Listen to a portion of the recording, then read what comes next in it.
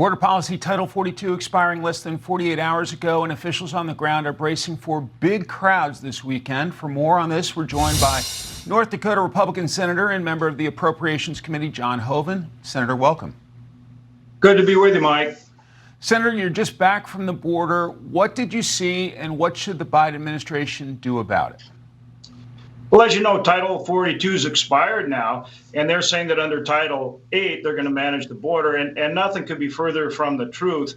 We're seeing on the order of 10,000 people coming here illegally every day, 83,000 last week, more than 2.5 million last year, and we're on a pace that's going to go well beyond that. And they're saying they're using Title 8, but really they aren't, because when somebody comes across illegally, they're saying, okay, you have to have an asylum claim. The individual goes, well, I want to appeal that. And so that, in essence, they give them a phone number where once they go wherever they're going to go, they call the court, and that's their supposed appearance. And they make that call because then they get an alien identification number, and they're entitled to work and get benefits. And then their actual court date for asylum isn't for maybe 5 years. And of course, they stay and they don't show up for that. But think of the message that's going back to South America, Central America. There's people coming here from over 100 countries now. You not only can come up and stay, you're going to get benefits as well. And so the numbers are just increasing. And all the Biden administration is doing, Mike, is they're just processing people faster. I covered you and your colleagues on the Hill for about a decade or so, and it seems to be that when you talk comprehensive immigration reform, that's when you get stuck. Are there some smaller things that Republicans and the Democrats can agree to that might help this crisis at some point?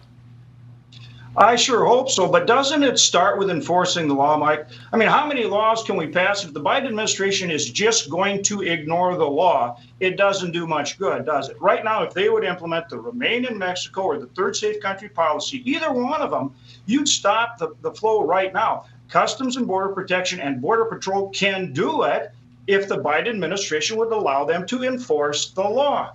So the problem is not that Congress hasn't passed a change to immigration. We allow a million people to come every year legally.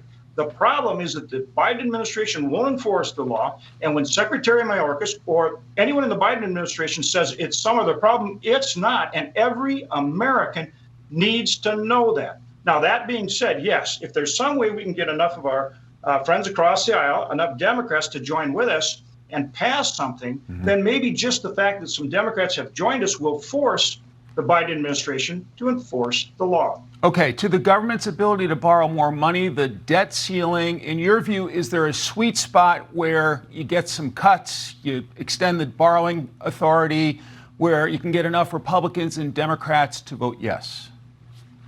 You know, Mike, there really is. I mean, take a look at what the House passed and look at how, we in the Senate, the Republicans in the Senate have said, look, this is what we need. It creates the kind of reforms that we need in order to go forward and raise the debt ceiling. And that's a combination of not only finding savings now, for example, clawing back COVID money, and there's billions that has not been spent or allocated. Let's claw that back to reduce spending and the deficit right now. And then there's got to be some type of budget control, some kind of spending limitations going forward so that we get on top of this debt and deficit. And 7 out of the last budget or debt ceiling deals have included reform. So this bit about not negotiating is ridiculous. Obviously, it's a negotiation, and we need those reforms to address spending and reduce the debt and deficit. As we get closer to a June deadline, I'm sure some folks are wondering, are Senate Republicans fully on board and sticking together with their House Republican colleagues to basically force a deal? Yes, I was disappointed to see the administration call off the meeting Friday. The president needs to meet with Speaker McCarthy, and he needs to negotiate something along the lines of what I just described. And I think that's not only what Republicans in Congress, House, and Senate want to see. I think it's what the American people want to see for the good of the country. And I think you'd see a positive response throughout the country, throughout our country, because it shows that we're getting serious about addressing this debt and deficit. Okay, to Hunter Biden and Biden family business dealings, you have a background in banking before you were in politics. You worked in the banking industry. How hard is it for congressional investigators, the DOJ, to follow the money if there were foreign deposits going to Hunter Biden and other family members? I think they're going to be able to do that, Mike, and I think that's what you see happening. And whether it's James Comer or Jim Jordan, they've made a lot of progress in that regard, and you're seeing that on almost a weekly basis now. But also then you've seen where Senator Grassley and Senator Johnson in the Senate, as well as at least one whistleblower has come forward now. So you're going to see more on this, no question about it. Senator John Hoeven of the great state of North Dakota, thank you so much for your time. Enjoy your weekend, sir. Thanks, Mike.